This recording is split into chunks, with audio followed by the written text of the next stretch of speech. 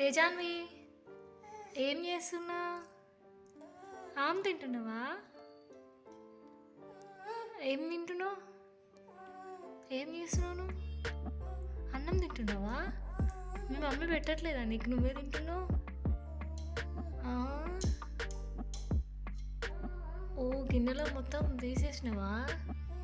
తీసేసుకొని తింటున్నావా? అవునా? మ్.